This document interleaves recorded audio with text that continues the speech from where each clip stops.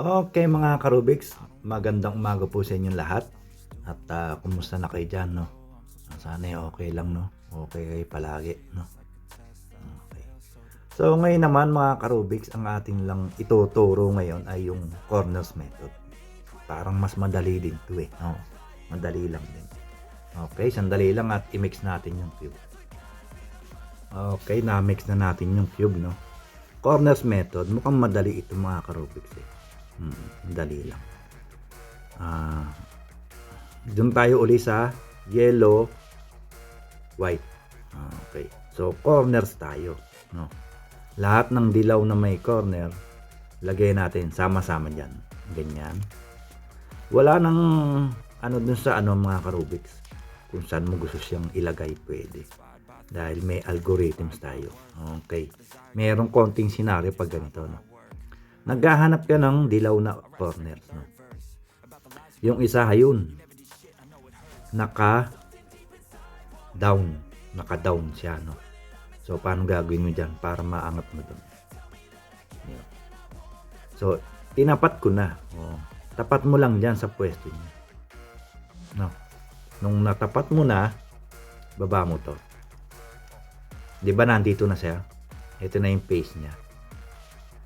Lagay mo na agad dito. Yan, para kita mo agad siya, 'no. Then taas mo 'to. Yan.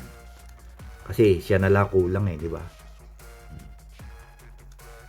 Then ibalik mo uli siya diyan sa puwesto niya na naka-face naman dito or kahit nandito puwede din, 'no. Wala namang kaso 'yun, eh. Oh, para hindi ka rin malito kahit dito naka-face, paulit-ulit mo lang, oh, R prime, D prime, R, D. Puro gano'n, 'no. Sample nga. Ayan, 'yan, oh. 'Yan yung sinasabi ko na nandito. Oh, D, R prime, D prime, R, D lang 'yan. 'Yun. Okay. So, nalagay mo na siya do'n, 'no. So, mamaya na natin buuin 'yan, 'no. Or pakita ko na rin 'no, or puwede namang buo na rin, buo mo na rin buuin. 'Yan, puwede naman, 'no. Okay. Mas maganda lang kasi 'yon kung sakaling dito ang kalabasan ng white, eh, walang buo, maganda, 'no. So, ibalik natin. Okay, naibalik natin na ang buo lang isa o yung tinatawag na headlights, 'no. Isa lang yung meron diyan sa yellow 'no, yellow face. Okay. So, iwan muna natin ang yellow face 'no, mga ka-Rubiks. Punta muna tayo sa white face, ayun. 'Yun. Ngayon ito na yung number 1 scenario kasi ang tanong, eh, papaano mo mailalagay sa itaas yung mga puti? Ayan, na kasi opposite ng yellow, eh, 'no. Oh, eto ngayon yung senaryo. 7 lang naman 'to mga ka-Rubiks. Eto yung tinatawag na soon. Basta isa yung nakita mong white, 'no. Isang white na nandiyan, nandito yung isa. Eto na uli ang algorithms nun. R, U, R prime, U, R, U2, R prime. Ayun 'no.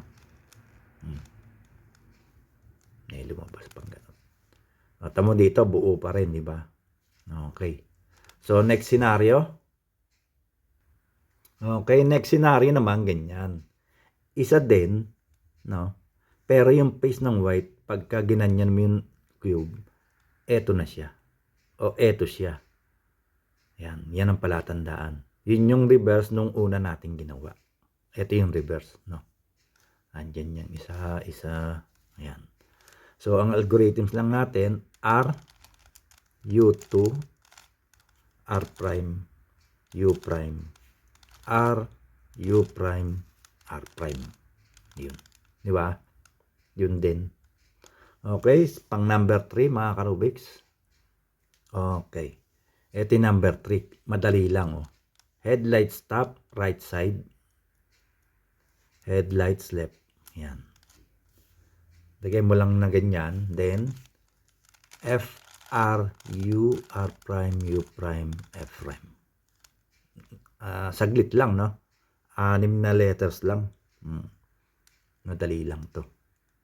Itong senaryo na to madali. Okay, next.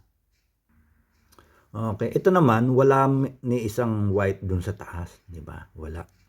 Yung yellow natin buo pa rin. Lagi naman buo yan basta may senaryo. Kasi yan lang naman yung lalabas, wala nang iba. Kaya 7 lang yan, no? Headlights left at saka isang naka-front sa'yo at isang nasa likod niya. Baga front back. Yan na. Okay, so ang algorithms nito medyo mahaba kaya lang madali siyang gawin. Right o R U2 R2 U prime R2 U prime R2 U2 R. Yan. No? Yun pa rin yan. Okay. Next. Okay, ito naman hindi. Naka-front sa atin yung headlights. At yung isa nandun sa likod. No? Nasa likod. Yan. Medyo simple din yung algorithms nito. F R U R prime U prime R U R prime U prime R U R prime U prime F prime. 3 beses nun. R U R prime U prime. 3 beses then F prime. Yan. Okay, walang problema kung napansin yung hindi siya buo. No, okay lang yan. Mamaya na yan. Mamaya yan. Okay, next. Headlight stop, right side. Front, back, left side. Okay. So, ang algorithms nito, R, U, R prime, U prime, R prime, F, R, F prime. Yun. Na? Okay, last scenario, last. Okay, last scenario, diagonal. Yun. Kung titignan mo naman, diagonal no? Tapos, ito lang yung tandaan mong isa. Yung puti. No? Yung isa lagi nandyan yan. So, kung baliktad yung ginawa mo, yan, mapapansin mo. No? So, kung alam mo yung soon, yung una natin ginawa, yun ang gamitin mong algorithms dito, lalabas yung isa. Pero hindi naman tayo dun Diretso na tayo dito So, ito yung magiging palatandaan mo. No? Sinabi ko lang. Yan. Then, ang algorithms natin, F prime, R, U, R prime, U prime, R prime, F, R. Yun. Okay, so diretso na tayo. Hindi muna. Hindi muna. May tatanggalin lang ako mga karubiks. Okay, tinanggal ko kasi dito may headlights na. Yan. Siya lang yung may headlights sa baba di ba? Yan. Dito naman kanina, meron. Kaso nga sabi ko sa inyo, tatanggalin ko. Para dalawang algorithms yung alam nyo. Okay. So, dito, no, walang headlights. Di ba na ituro ko na kailan lang, no? Pwede nyong gamitin ng NA, NB, B perm, ano pa, Y perm, at marami pang iba na walang headlights. Pero kung may headlights, marami namang pwedeng gamitin doon na JB perm, GA perm, GB perm, GC, RA, RB, T perm, pwede rin. Marami. Kaya nga lang, meron siyang finger tricks.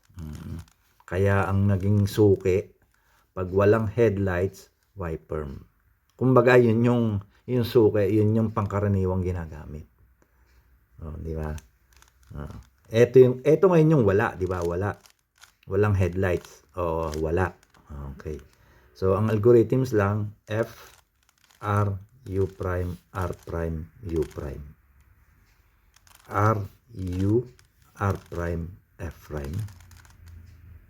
R, U, R prime, U prime, R prime, F, R, F prime. Yan. Di ba? na itama natin lahat yung mga headlights. Okay? Tsaka yung, syempre, yung puti lagi nandyan yun. Then, punta na tayo dun sa dilaw.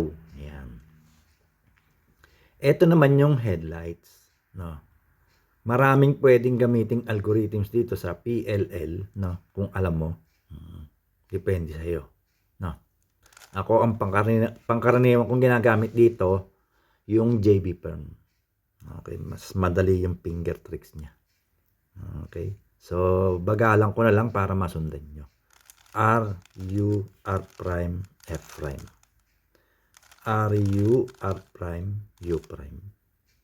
R prime, F, R2, 1, 2, U prime, R prime. Pwede nang walang U prime kasi corners method to. No? At itapat mo na lang yung kulay niya. Ayan. Ayan, no? Ganyan ang paggawa, no? Ngayon, diretso na tayo mga ka-Rubiks. Kung gusto mong unahin ng yellow face, kasi nandito na tayo, no? Okay. So, iikot ang cube, no? Malikot ang cube, malikot. No? Meron na tayong isa doon. Okay. Eto, pwede to. Lagay mo doon. Yan. Kung ang face ng yellow ay nandito, ito doon mo lalagay. No? Balik natin. Nandito sa kaliwa, naka-paste. So, dito siya. Para pag-insert doon, yun, ginamit ko yung likod, no? Then, back up. Ayun siya, no? Ano pa yung dalawa na nandito? Blue, red. Mamimili ka lang kung anong gusto mo. So, yun, doon na lang tayo sa blue ang insert natin kasi heto na siya. Ayan, baba mo lang. Kung ano yung target mong edge, yun yung ibababa mo dito. Okay? Malayo ba? Malayo. Yun, bababa mo siyang ganon. Then, insert mo. Ayan. Then, back up. Okay. Then, balik muna natin to sa posisyon niya. Ayan. Ayan. Ganyan lang. No? Ngayon, ang natira, yellow, red. O, yan yung titira natin. No? Lagay natin siya sa ilalim. Yun. So, ano ang meron natin? White, blue meron. So, iganyan mo agad. Dalhin mo yung blue doon. Dahil white, blue yung target mo eh. Yun ngayong keyhole pala ang tawag natin dyan. Nakalimutan ko sabihin. No? Kaya, hindi natin nilagyan ng yellow, red. Okay. So, doon mo siya dalhin sa slot na i-insert mo itong white, blue sa kanyang pwesto. Doon mo siya itapat. Yan. Para broken sa broken. No? Then, kukunin mo yon, so dito mo siya lalagay. Same lang din ang proseso kung halimbawa nandito yung puti. Dito mo naman siya iikot. Na? Okay. Nandito sa likod eh. Kaya pag ikot niyang ganon, back. O, kahit bumalik yan, okay lang. Kahit bumalik, okay lang. Tandaan mo na lang, red. Or, mamili ka lang kung alin dun yung nauna mong na-insert na. Kasi sayang naman kung pabayaan mo yung isa. So, eto yung white green. Dito mo siya lalagay. So, gusto mo, ibalik natin uli yung red na broken. Okay lang. Yun. No, baba mo dyan dahil nando sa likod yung white face. Then, insert mo. Then, back up. Di ba, bumalik siya sa broken? Okay lang. Okay lang. Ngayon dito, ang meron, yellow, orange. Ito yung kukunin natin. White, orange. No? Dito siya. Ayan. Nakapwesto na. Kaya lang, parehas sila ng face. So, ang gagawin mo, ito, doon mo lalagay. Ayan. Lalagpas mo, tapos babalik mo to. Or, R2. 1, 2. Ayan. Na nakapaste tayo nito eh. Kaya R2. Then, insert mo. Iyon. Ayan. So, balik ngayon natin siya sa mga posisyon nila. Ayan. So, ngayon, kung mapansin mo, no, bawat angle niya o bawat face, sila yung magkaka-match na. No? Ang natira na nga lang, itong white, red, at yellow, red. Yun. Talagang dapat itira. Kasi hindi naman po pwedeng buo ito. Dito magbubuo ka. Di tiyak na mayroong mabobroken di ba? Di, ang kailangan, pipili ka lang ng isang kulay dyan kung ano yung gusto mo na itira tulad nung itinira natin tong yellow, red. Para meron tayong keyhole method. O keyhole na dyan sila dadaan. Yan. Dyan sila dadaan. Okay, so insert na natin tong mga kulay na to. Ito may konting senaryo. Isang technique lang ang maganda rito. Number 1, ang target mo na mailagay dito ay yung pares na red, yellow, white. No? Ang sitwasyon ay halos magkadikit sila. So, paano gagawin mo dyan? Ang number 1, kailangan magkahiwalay Ano yung magkahiwalay na sinasabi ko? Magka-diagonal. Ito, nandyan na. Ito, dumulagay. Pero paano mangyayari yon, di ba? So, ganito lang. Usad mo doon. Yan. Ano yung kailangan magkatapat? Pula. So, number 1 mong target, kailangan yung pula, ayan, nandito sa taas nito. Yan, taas mo. No? Ayun. Dahil, balik natin, no? Dahil lahat naman to, broken. Yun nga lang target mo, yun yung kailangan mong makuha para ma-insert natin dito. Okay. So, angat natin to doon para yung face ng white nasa taas. Mas madali itong makapag-pair ng red sa red. Ito ngayon yung isang red and white, no, na ilalagay natin dito. So, naka-paste na sa atin yung dito o sa side na to yung red, dalin mo dito. Yun. Di ba naka-paste na to ng red? So, gagano mo lang. Ngayon, kung mo nga umiikot itong side na to, no, di itago mo muna to dito. Yan. Ayun na sila. Okay lang yan kahit anong kulay ang nandito niyan. Hindi naman yan ang target mo. Ang target mo ito na ma-insert siya dito. Yun. Ngayon, okay na, di ba? Okay na. Hindi mo naman pwedeng ito ibaba dyan. Dahil pareho sila ng face. Ang mangyayari, lalagpas sila. Parehas nga silang red, lagpas naman. Okay, so balik natin. Kailangan magka-opposite. Yung white ang ilagay mo dyan. Okay, so doon ako ikot sa kabila, no, na nahirapan ako mag-ikot dito. Dito mabilis no? Same lang din naman yun. Then back up. Yung puti. Then back down to. Ayan na sila ngayon. Okay.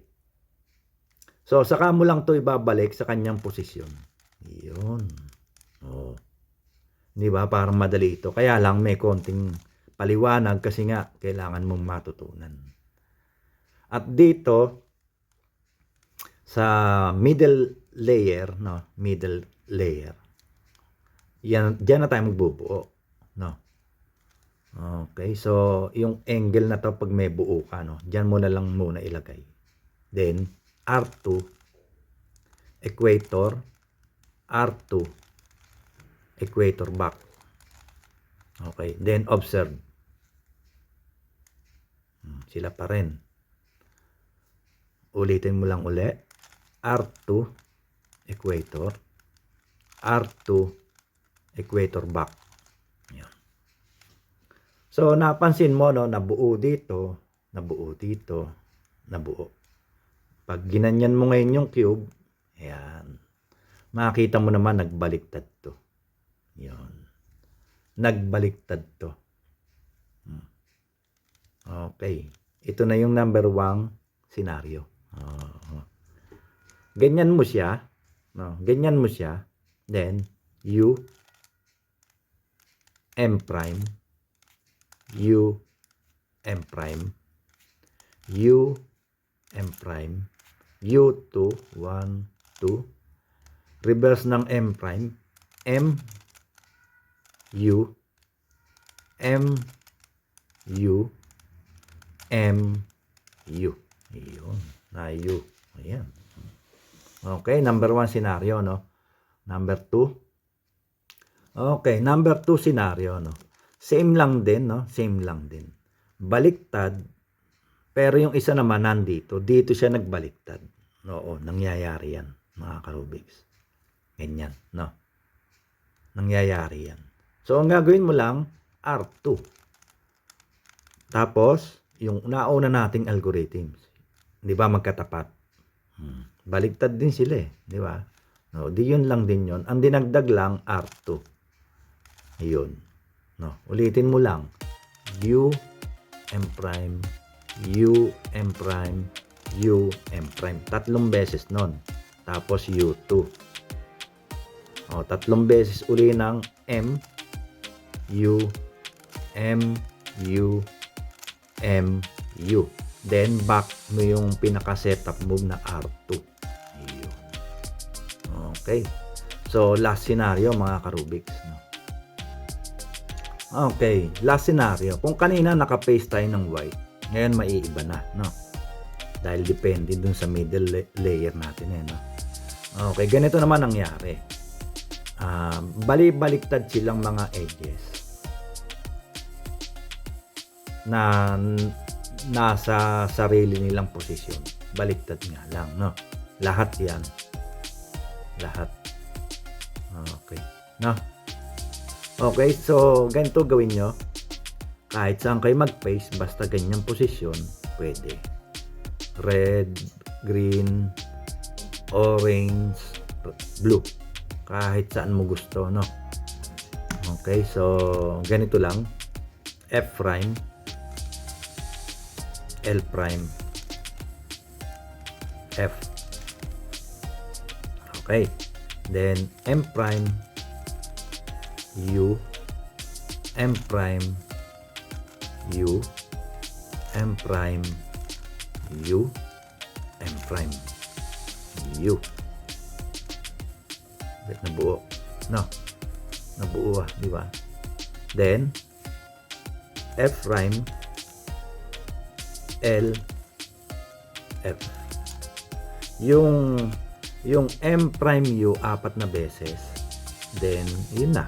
F prime, L, F. Yung reverse ng F prime, L prime, F. O yan. Di ba? Okay, so mga ka-Rubik's,